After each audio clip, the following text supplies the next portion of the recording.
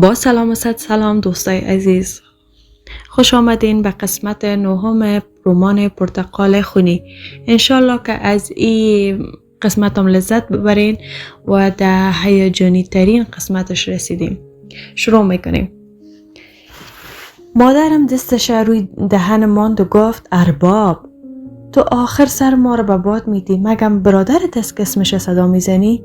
او ارباب از این رویایت بس کو بچیم. همه میفهمن که چطور زنش دوست داشت و حالا کسی را جایگزینش هم نمیکنه. یک روز هم بخوای زن بگیره تو را نمیگیره. گلناز به خودت بیا، کم به بختت لغت بزن. مرا عصبانی نکو. از اینجا رفتیم بیچون چرا میشینی پای سفره عقل و میری سر خانه و زندگی خودت. مادرم تهدیدم میکرد یا مادرانه نگرانم بود، نمیفهمیدم. تنها دلخوشی ما دیدن پنهانی عکس فراز و بوسیدنش بود. آن روز هفتم بود و ما در او چند روز حتی نتانسته بودم یک بارم فراز ببینم. از صبح استرس داشتم و میفهمیدم که چی قرار است اتفاق بیفته. فردا که برمیگشتیم خانه عقد حجت میشدم و تمام او روز که فراز بعد از او روزی که فراز مرا بیرون کرد و عصبی بود، دیگه مثل ازی بود که عمق قلبم یخ بسته بود و جرأت عاشقی نداشتم. مثل که همه ذوقهایم از بین رفته بود. در اوج ناامیدیم وقت برای مهمانها میوه میبردم و برمیگشتم آشپزخانه. فراز را پیش روی آشپزخانه دیدم. با این زینه ها میخواستم برم سمت سمت میمانهای مردها. سرم پایان انداختم و خواستم از کنارش بگذرم که گفت او روز ما عصبانیتم سر تو خالی کردم. منظوری نداشتم. فکر کردم به اجازه آمدی داخل. من منظوری نداشتم. امیدوار هستم به دل نگرفته باشی. عادت ندارم که بقیه را از خود برنجانم. قدرت می گرفتم وقتی حرف می زد. جرأت پیدا می کردم. سرم بالا گرفتم. صورتش ریش و برودهایش پوشانده بود. با عشق نگاهش کردم و گفتم تنها کسی که هیچ وقت نمیتونه مرا ناراحت کنه شما هستین. حتی اگر دلم بشکنانین بازم وصل پینه میزنمش و از نو میسازمش. لبخندی به او زدم و از حرفایم خشکش زده بود و ما با چشمهای آبیم به او خیره شده بودم و با او چشمهایم هزاران حرف و نگاهایم به او گفتم و با صدای برادرش فردین که میگفت برادر بیا در شما را صدا میزنن به خودش آمد و رفت. شب شد و من خواب کردم. در خوابم خانم بانو را دیدم که برای من میگفت که من فراز را به تو سپردیم. یک دفعه از خواب پریدم. تمام جانم از عرق تر شده بود. آسمان تاریک بود. عکس فراز در دستم بود و از ترس دوباره مخفیش کردم. بعد رقم ترسیده بودم. بانو بود یا خواب یا روحش. از صدای باد به خودم می لرزیدم و وحشت می کردم. رفتم سمت پنجره اتاق فراز. گروپش روشن بود. بانو چی می گفت؟ او از ما چی می خواست؟ من چطور می تانستم خودم نجات بدم؟ چند ساعت دیگه زن یکی دیگه می شدم و راه فرارم نداشتم. روی چادر ما در سرم انداختم و موهایم به دورم ریختم و نفهمیدم میخوایم چی کار کنم. مثل ازی بود که عقل ما از دست داده باشم. مثل که حق با بانو بود و من عقل نداشتم. زینه ها را به بالا رفتم و خودم پشت دروازه اتاق فراز دیدم. چشمهایم بستم و یاد صورت خندان بانو افتادم. دروازه را باز کردم و رفتم داخل. فراز تکان خورد و روی تخت نشست و لیوان آب را در دستش گرفته بود. چرخیدم پشت دروازه را بسته کردم تا کسی داخل نتانه بیایه. فراز پایان آمد و سر پای استاد شد و گفت چی شده؟ اینجا چرا آمدی؟ او لحظه گریه کردن نبود. او لحظه ضعیف بودن نبود. چند بار نفس عمیق کشیدم و گفتم دیگه نمیخوایم در رویا باشم. دیگه نمیخوایم بقیه به من خنده کنن. شما به من قول دادی. گفتی قول فراز قول است. حالا موقع او رسیده که به او عمل کنی. فراز با تعجب گفت نصف شب آمدی در اتاق ما و این چتیات میگی؟ چی قوله؟ من به هیچ کس قول ندادیم. به طرفش رفتم و گفتم 9 سالم بود، دستهایت برم باز کردی و گفتی به من اعتماد کن. چشمایم بستم و پریدم در بغلت، چون میدانستم حرف فراز حرف است. به من قول دادی، گفتی یک روز که بزرگ شدی، یک روز که خانم شدی، من همراهت عروسی میکنم. یادت است فراز خان؟ 6 سال گذشته، حالا به نظرت بزرگ شدیم، خانم نشدیم؟ ما هر روز ای 6 سال را با امید امروز گذراندیم، با امید ای که سر حرفت بانی و مرد باشی.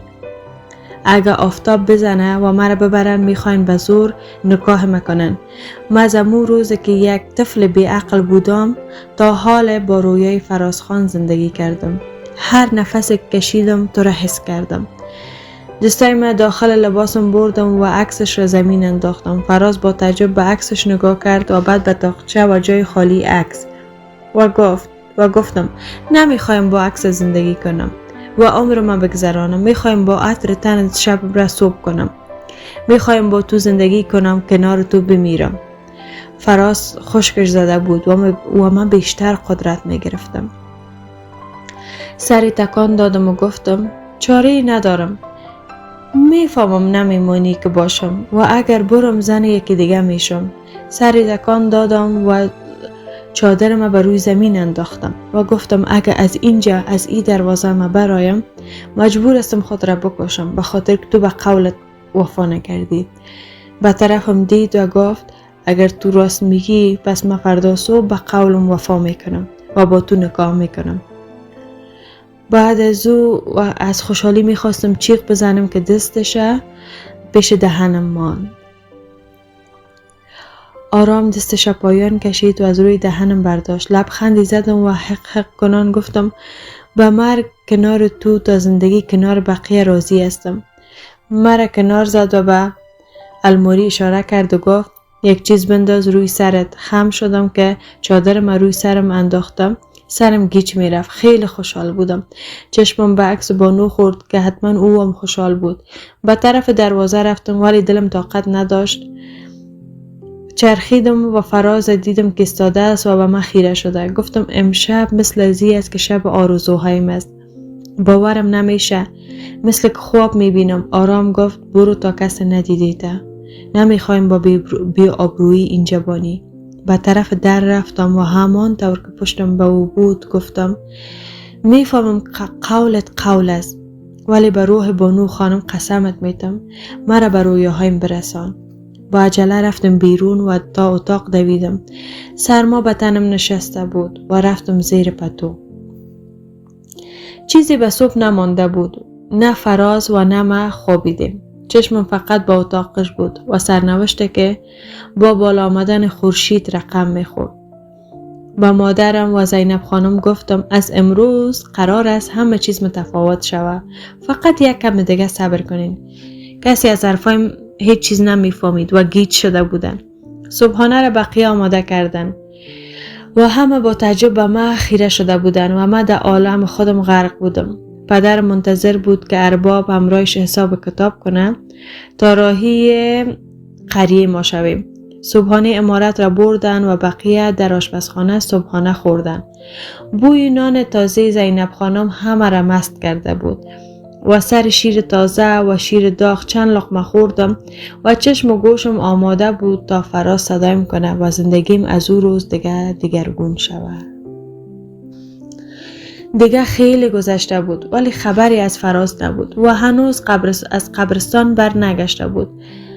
پدر منتظر بود و عجله داشت چون در خانه قرار بود که دخترش عروس شود. دلنارامی خفیم میکرد و چشمم به دروازه بود تا فراز برسه، مثل که قرار نبود ما به فراز برسم. چرا هنوز بر نگشته بود؟ مادرم وسایل ما را جمع کرد و عقب گاری ماند. پدرم گفت اگه تا یک کم دیگه ارباب نبیایه میریم و بعدن میایم برای گرفتن دستمزد. از استرس میمردم و دست پایم یخ زده بود. پدرم صدای میزد که راهی شویم و بریم. مادرم از زینب خانم خدافیزی گرم میکرد. زهرا هم آماده بود تا بدرقی ما کنم. کاری از دستم بر نمی آمد. مادرم به من گفت که چادرت سر کو، برو بشین عقب گاری. این چند روز بلاهای سرم آوردی که خدا میفهمه. حالا معلومم نیست که صبح چی خو دیدی یا سر جای خورده. زود باش که شوهرت منتظرت است. دستم از بین زستش بیرون کردم و گفتم کدام شوهر؟ برو و پدرم بگو که یک کم دیگه باشه تا فرازخان بیایه.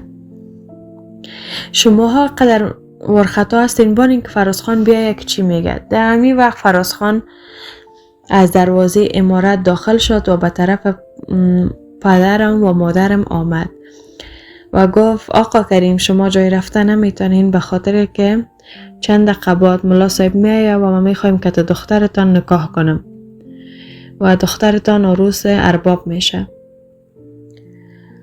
مادرم و بعد از او رفت. مادرم آمد نزدیک و پدرم گفت چی شنیدم آقا کریم؟ ارباب گفت که میخواه با گلناز ما عقد کنه. پدرم دستی به کلاه روی سرش زد و گفت مام درست نفهمیدم، یعنی حال دختر ما میخواه زن ارباب شوه؟ گوشایم درست میشنیدن؟ زینب خانم آمد نزدیک و گفت ارباب صدایتان میزنه، بیاین بریم آقا کریم، شانس خدا به تو روی کرده، ارباب و شما فامیل یکی دیگه میشین. لباسای من مرتب کردم و پدرم گفتم پدر بریم که فرازخان منتظر ما است. پشت سر پدرم را افتادم و به مادرم لبخند می زدم و آرام گفت دختر تو چی گفتی؟ هنوز زینه های امارت بودیم که کرتی پدرم کش کرد و گفت آقا کریم پس آقا حجت چطور میشه؟ پدرم استاد شد و کلن گیج شده بود. نمیتونست بره بالا و نمیتونست برگرده. فقط به ما نگاه میکرد. خانم بزرگ از اتاقش بیرون شد و با دیدن ما چشمای خودم کشید و گفت بفرما بالا عروس خانم. به طرف اتاق مهمان رفت و رو به پدرم گفت آقا برو دیگه. رفتیم داخل. پدرم یالله گفت و رفت داخل و ما هم پشت سرش رفتیم داخل. خانم بزرگ روی پشتی ابری لم داده بود و با دیدن ما هیچ چیز نمیگفت.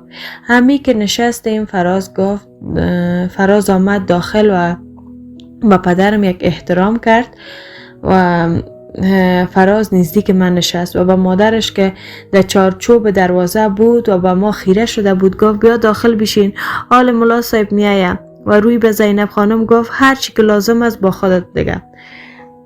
خانم کوچک روی زمین نشست و گفت یک شبه چی شد که راضی شدی به ازدواج؟ پسرم بان که با هم یک حرف خوب بزنیم. خانم بزرگ حرفش برید و گفت من که بزرگش هستم، خواستم حرف بزنم اجازه نداد. بله حق دارن، ایشان ارباب هستن، نباید بیزن بانن، اما زن ارباب باید. فراز حرفش قطع کرد و گفت زن فرازخان باید به زیبایی ماه باشه، باید به نجیبی یک زن باشه، باید موج موهایش در هوا برقصه. زن فراز باید شجاعت داشته باشه برای زندگی با فراز. گلناز همه اینا را داره. مخالفت دارین؟ خانم کوچک گفت مگم تو اجازه مخالفت را میتی به انسان؟ ولی آنقدر آرام گفت که کسی متوجه نشد. یک گوشه نشست. ملا آمد داخل و مثل ای بود که همیش خواب است و هیچ کسی حتی خودمون باورم نمیشد. ملا صاحب با گرفتن اجازه از پدرم و ارباب شروع کرد به خواندن صیغه محرمیت و ما را عقد دائم کرد. او لحظه همه متعجب و شوکه شده بودند و من خیره به فراز و رسیدن به بزرگترین آرزوی زندگی. اشک شوقی که میریختم روی گونه های می نشست و قشنگ چهره بقیه در خاطرم مانده است. خانم بزرگ با چشمایش به من اعلام جنگ میکرد و میگفت نمیمانم یک روز خوش در زندگی داشته باشی، کار میکنم که فرار کنی. خانم کوچک پوست لباش با دندان میکند و انگشتهای خود در هم فشار داده میرفت. پدرم که هنوز فکر میکرد خواب است و خواب میبینه، اما مادرم میفهمید که یا تمامش واقعیت است و سالها برای امروز انتظار کشیدم و جنگیدم. خطبه که تمام شد، فراز بلند شد، دست پدرم فشار داد و رفت بیرون. و به طرف پنجره رفتم و پرده ضخیم مخمل را کنار زدم. داماد رفت بیرون عمارت، حتی نماند که یک شیرینی در دهنش بانن. قلبم تیر کشید وقتی خانم بزرگ گفت من نمیفهمم ای دخترتان چطور حال شده زن فراز، ولی ایرم میفهمم که نه به خانواده ما میخوری و نه لیاقت زن فراز بودن را داری. خودت دنبال پدر مادرت را بیفت و برو. پدرم و مادرم جرأت حرف زدن نداشتن و به طرفش چرخیدم و گفتم پدر اینجا دیگه خانه دخترت است. ما زن ارباب امارت و ای همه قریه شدیم. برو خبرش به همه برسان و بدان از این به بعد در این امارت جای سر تخم چشمایم است. مثل که هنوز بقیه باورشان نشده که ارباب مرا انتخاب کرده و رسما و شرعا من همسرش هستم. شنیدید که خانم برازنده شستم و او شوهرم است و مراقب من می باشه. مادرم بغض کرد چون می فهمید که خودم محکم جلوه میتم تا زیر فرمایشات خانم بزرگ نرم. پدرم و مادرم تا پیش دروازه امارت همراهی کردم و پیش دروازه برای بار دهم مادرم در آغوش گرفتم. دوستای عزیز، این قسمت نهم همدمیجا به پایان میرسه. انشالله که لذت برده باشین. لایک کنین، کامنت بانین و نظریات نیکتانه بر من بنویسین. و من الله توفیق. بدرود.